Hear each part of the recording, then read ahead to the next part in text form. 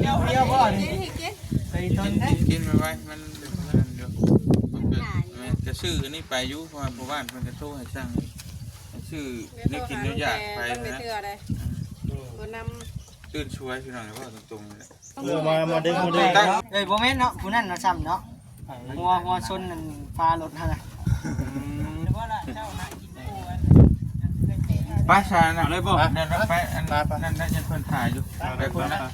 ไปคุยกันทุกคนเนาะโดยป้าชาร ถอย่างก่อนรถปฏิยังนั่งก่อนเนาะ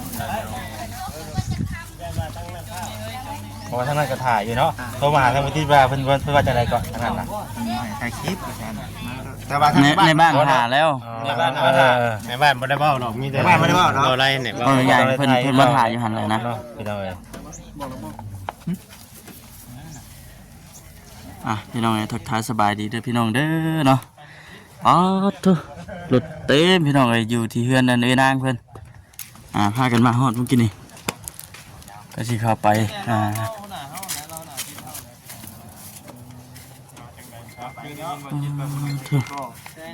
สบายดีเด้อนี่ผู้นี้แหละตรงนี้ใช่น่ะมิเตเตะให้กวนปีกบ้างเลยเด้ตรงอยู่บัดนี้เนาะเพิ่นโทรมาหาเจ้าเพิ่นว่าจังได๋ก็บ่จิตถ่ายคลิปเพิ่นบ่ให้ถ่ายคลิปไปรู้กันหลายคนก็ได้อื่นว่าบ่ให้ถ่ายคลิปไปได้อยู่แต่บ่ให้ถ่ายอันนี้คำสั่งน้องไรคำสั่งน้องไรบ่คือคำสั่งไว้ตัวนี้น้องไรสั่งว่าไปนำกันหลายคนก็บ่ให้ถ่ายคลิปเนาะเป็นคนเว้าเนาะจังว่ากันพี่น้องที่ว่านี่แหละแม่บ่น่ะแม่แล้วมาแล้วอยากออกแต่บ้านไว้แท้ไว้เฮ็ดบ่กินนี่ตัวได้ยาวได้แม่นะตัวได้เฮาสิไปเรียนรถอยู่ใช่บ่ช่องพุ่นบ่เดียวแล้วอยู่นี่แหละถอยออกนำกันนี่ถอยออกไปเลยเนาะมันสิมีทางนึงแวะอยู่หั่นเด้นี่ทางเดินให้น่ะไปโอ้จีบเด้อเอ้า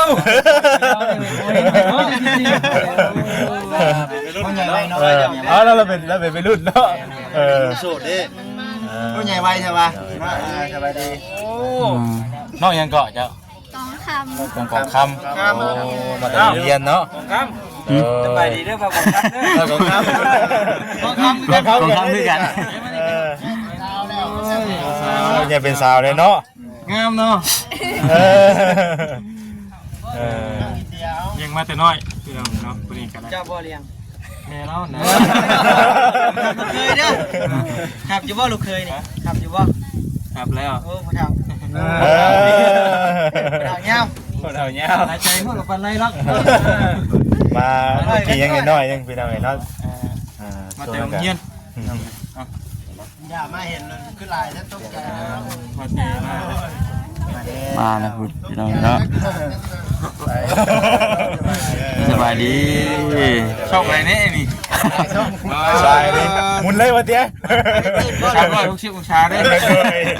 แล้วก็ตื่นบ่เฮ้ยอย่าพ่อดังนี่มาดึกเนาะบ่แปลกร้องหากระตื่นไงดึกกันถามมึงพอยาวดูจากจังโมงไงคืนนี่ฮะจังโมงคืนหอดบ้าน2 โมงตีนึงตี2เลยนะไปกัดนี่ฮอดบ่1,000 กว่ากิโลไอ้บ่ฮอดมันทางประมาณ400นี่แหละเดินทางไปได้แต่ว่าโอ้20 กิโลน่ะได้รถประมาณ2 ชั่วโมงชุดดีเลยทางถือว่าเติบนึงทางใหญ่ทางมีหลุมลายเนาะทางแดงบ่ทางแดงทางแดงยาวเลยอันตรายมึงหัวยาวหัวนู้เลยโยกไปโยกมาอยู่เนาะหัวยาวไปให้คนสูงเนาะเลยบ่แม่นเนาะผู้นั้นเนาะซ้ำเนาะ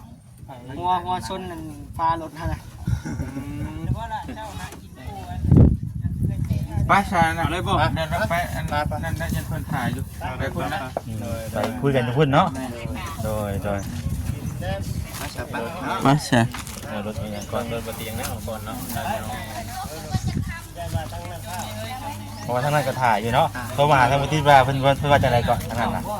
ถ่ายคลิปแต่ว่าในบ้านถ่ายแล้วในบ้านบ่ได้เว้าหรอกมีแต่บ้านบ่ได้เว้าเนาะอะไรเนี่ยใหญ่เพิ่นมาถ่ายอยู่หั่นเลยนะพี่น้องเอ้ย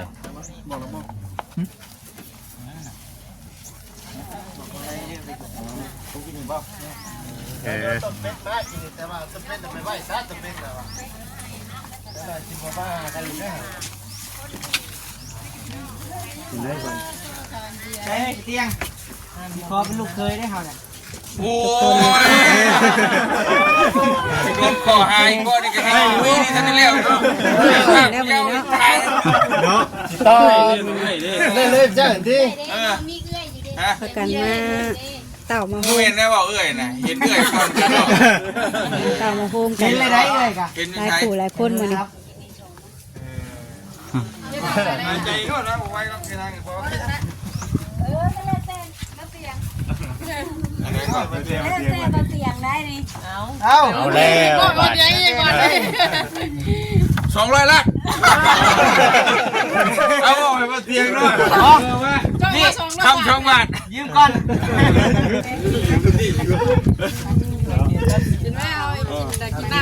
คำ2บาทก็ได้คือนี่ โอ้ได้ นางนวงเด้อ ได้100ล้านซะ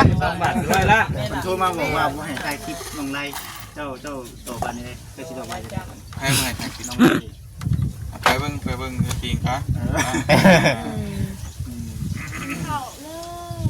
เปรี้ยวๆบ่นี่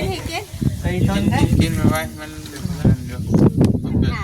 จะซื้ออันนี้ไปอยู่เพราะว่าบ้านมันจะโทรให้สั่งซื้อนี่กินเยอะอยากไปนะตื่นช่วยพี่น้องเลยว่าตรงๆเลย มาดึง ตั้งมุ้งปลุกแล้ว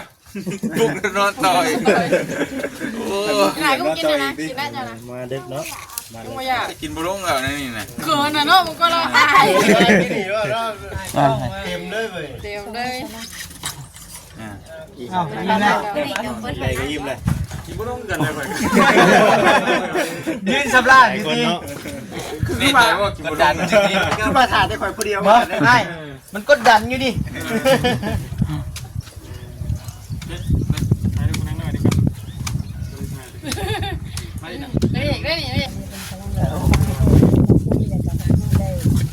มาปะเตียงมากี่ เ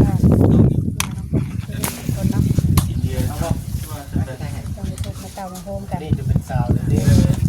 ทำแม่ แง่วก่อน โอ้ช่วงนี้บ่จริงๆ เ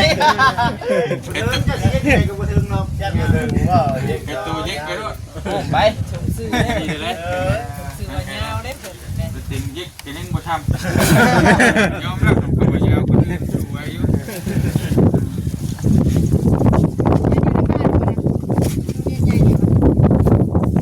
คนบ่เนี่ยเด้อ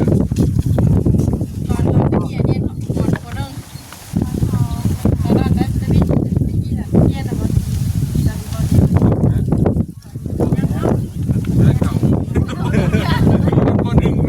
ตายรถเล่นนี่มันปีอะไรมันอะไร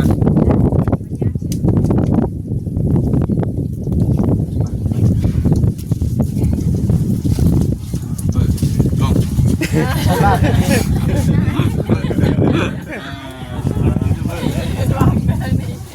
เป็นอะไรแล้วก็ติดตามนะ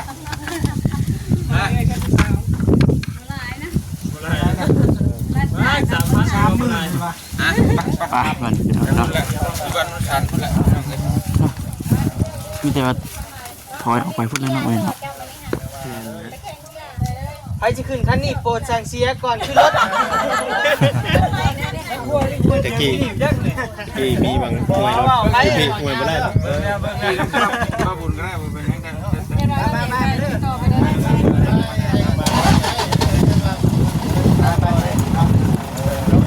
ไปทางกับบ่อย ขึ้นรถ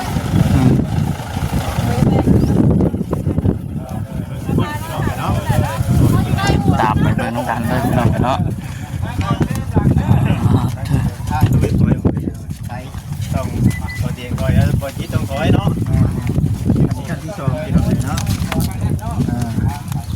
ไป มื้อนี้น่ะคือว่าแหละพี่น้องเนาะบ่ มึงโฮมเลย บ่ต้องไปมันต้องไปแค่นั้น เดี๋ยวเนาะ ให้มันแล้วเป็นหยังคือว่าชั้นหนึงคือเห็นบ่ไปล่างคนคือมื้อนั้น มันอันตรายเนาะ แบบนี้ก็ถือว่าหมู่คู่เนาะหุ่มหอก ให้เบอร์ที่เจ้าหากระถ่ายบ่ แม่น มันเบิ่งไปน้ำกันที่ไหนว่า ๆ ทาง เราเดี๋ยวค่อยไปอันนี้ ต่อไปสิได้ใด ได้บ่ ต้องไปรุ่นไปชมน้ำกัน จิตผู้แลไป ว่าเต็มที่ทีมงานไปมื้อนี้ พี่น้องเนาะ ยัดใช่ ไปบอลมันผู้แล ไปพบพ่อกันอยู่พุ่นเนาะเพียงเนาะ ไปพ่อกันพุ่น ไปเป็นอะไร แม่ เป็นไรก็เบิ่งชมน้ำข้าวลางไผก็อยากพังเนาะแบบเดียวกับเพลงตัวไรมันม่วนไผก็อยากห้องเนาะเพลงบ่ม่วนบ่มีผู้ใดเอามาห้องดอกพี่น้องเนาะ แม่น มันเป็นหยังคือว่าฉันมันเป็นเรื่องที่บ่สมควรที่สุดพี่น้องเอ้ยเป็นหยังเพิ่นจังอยากเบิ่ง FC จังอยากเบิ่ง โดย มันเป็นเรื่องที่บ่สมควรที่สุดแล้วนี่ แม่ ถึงว่าหลายคนก็อยากเบิ่งบ่แน่ว่าสิมีแต่อันนั้นเด้สังคมทั้ง Facebook ทั้งทั่วประเทศลาวเฮานี่ก็ยังอยากเบิ่งคือกันพี่น้อง ติดตามเบิ่งเนาะตั้งแต่แรกเด้อบ่ได้ก็ได้ แม่เอ้าไว้นี่บ่บ่ได้เด้เอา บ่ได้ถอยยาวเลยเฮาน่ะ เออ ไปเพิ่นไปก่อนมันเป็นคุม เนาะคุมได้นี่คุมนำเด้อ ถอยยาวเลยก็ได้ติดตามเบิ่งไปนำกันเด้อพี่น้องเด้อเนาะเพราะว่า ตาม อยู่ เบิ่งน้ำกัน บุญอยู่พุ่นน่ะ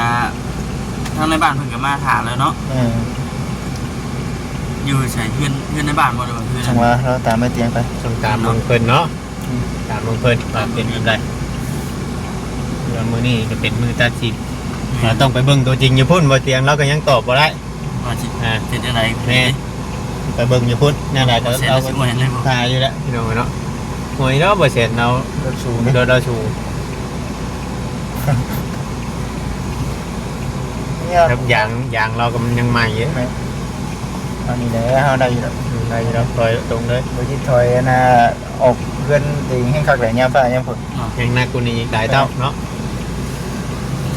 ไปดูกันพี่น้องแล้วกล้องสิชัดเลยเด้อพี่น้อง ชมน้ำกันใจห่อนน่ะดีเนาะใจห่อนจักกี่โทนั่นเพราะว่า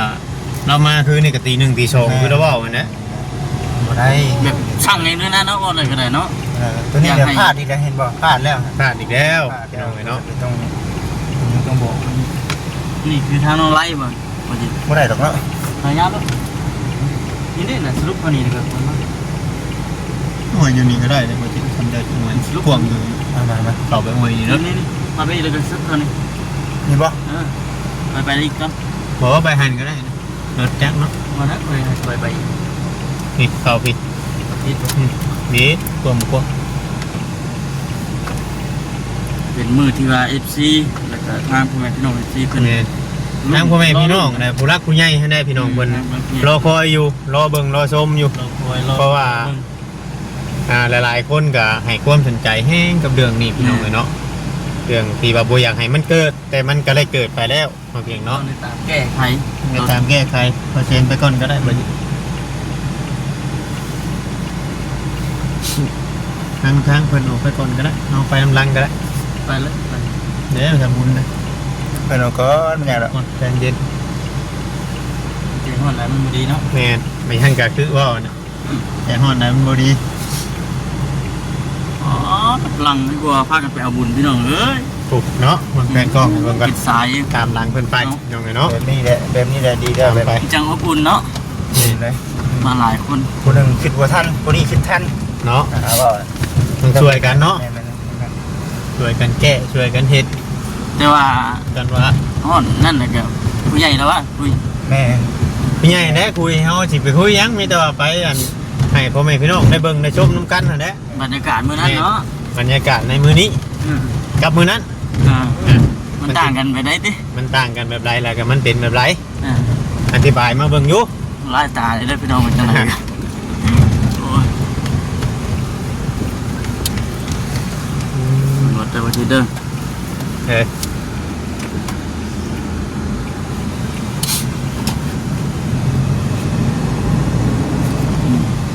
ยิงยาวเลยเด้อพี่น้องเนาะ ยาวเลยพี่น้องแต่ฮอดบ้านนุ่นชันเนาะบ้านนุ่นชัน นี่ทาง บ้านหลวงเงี้ยวตัวนี้ มันก็บ่ไกลกันหรอกแต่ว่าทางนี่มันพี่หลาย ทางบ่งาม ทางมันขี้ได้เลยกันมัน เงี้ยว เป็นให้เฮาไปช้าบัด ก็เป็นได้แล้วบ้าง หึ เป็นได้เนาะ แม่นบ่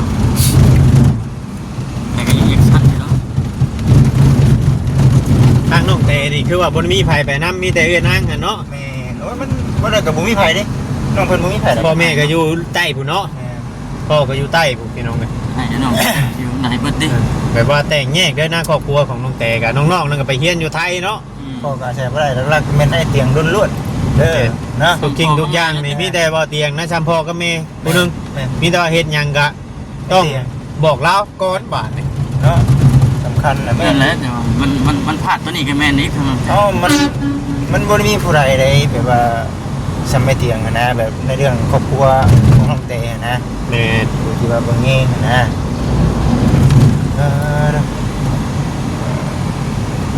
ไปเลยไปน้ำกัน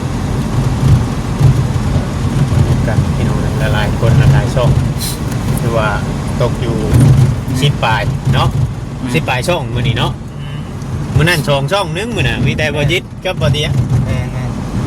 10ปลายมื้อนี้พี่น้องกัน ไปให้ FC เพิ่นเห็น เนาะ เพราะว่า จัดไป นั่นน่ะมันต้องเข้าไปหลายคนนึงคือบ่เขาบ่กล้าว่าน้ำเนี่ยก็มีได้นั่นคือบางทีเขาสิแบบมีความเก่งน้ำพร้อมใดกับคนเดียวร่างคนนี่โอ้มันก็อีกแบบนึงอีกเนาะ คือสำหรับบ่จิตนี่หลายคนมันอุ่นสำหรับบ่จิตคำว่าคำจาเก่งคือเขาให้เตียงนี่มันก็อีกแบบนึงคือเฮานี่บ่ได้เลย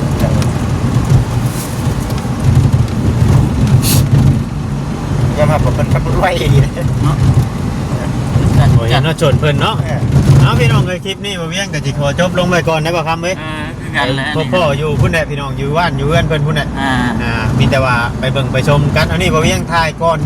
นไปแล้วก็ถามทั้งความรู้สึกของบ่เตียงว่าเพิ่นว่าบ่ให้ทายบ่เตียงว่าต้องไปเบิ่งตัวจริงพี่น้องเนาะต้องไปเบิ่งไปชมอยู่พุ่นแหละพี่น้องสำหรับคลิปนี้ก็ไปก่อนพี่น้องเอ้ยขอกล่าวคำว่าสบายดีเนาะ ไปเบิ่งอีโบไก่บ่ได้ดอกพี่น้องเนาะอีโบไก่บ่ได้ แม่คันไว้โดน